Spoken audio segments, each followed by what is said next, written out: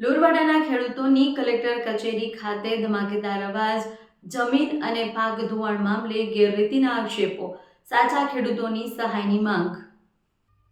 થરાદના લોરવાડા ગામના ખેડૂતોએ જમીન ધોવાણ અને પાક ધોવાણ મુદ્દે વાવ થરાદ કલેક્ટરને લેખિત અને મૌખિક રજૂઆત કરી યોગ્ય સહાય આપવાની રજૂઆત કરી છે. ખેડૂતોએ પંચાયત અને વીસી પર આક્ષેપ કરતા કહ્યું કે આ સુનિયોજિત ગેરરીતિ અને બાલાદવલાની નીતિ છે. પંચાયત વીસીએ ફોર્મ પણ પોતાની મનમાની મુજબ ભર્યા છે, જેને કારણે સાચા ખેડૂતોને અન્યાય થવા પામ્યો છે. જે તપાસ કરી સાચા ખેડૂતો સુધી સાચી સહાય મળે માંગ કરવામાં આવી છે. રિપોર્ટર પ્રવીણભાઈ ચૌહાણ, વાવ થરાદ.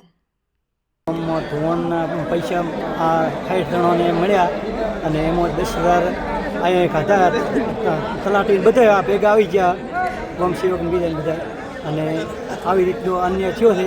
અમે બધા ખેડૂતો આ વતન જેવા આવ્યા છો, એટલે આમાં અમારે આ ન્યાય મળવો જોઈએ, એટલી અમે વિનંતી કરો છો. શું નામ? પથુભાઈ રાજપૂત. રજૂઆત હતી. હું પૂર્વ સરપંચ શ્રી લોરવાડા. અમારા ગામમાં જે 8/9/2025ના જે વરસાદ થયો અને આ જમીન ધોવાણ પાક નિષ્ફળના જે થયો એના માટે અમે તમામ લોરવાડા ગામના ખેડૂતો સાહેબ અમે ન્યાય લેવા માટે આવ્યા. અમારા ગામમાં વીસી દ્વારા અને ગ્રામસેવક દ્વારા બંનેની મિલી ભગતથી લોરવાડા ગામના અમુક 70 થી 80 ખેડૂતો પાસેથી 10,000 રૂપિયાનો લોંચ લઈ અને 70 થી 80 ખેડૂતોને પેલી જમીન સુધારણા માટેનું વિતરણ કરેલ છે અને બાકીના લગભગ 500 ખેડૂતો બાકી રહી ગયેલા છે. એના માટે અમે ન્યાય લેવા આવ્યા. પુરાવો શું છે?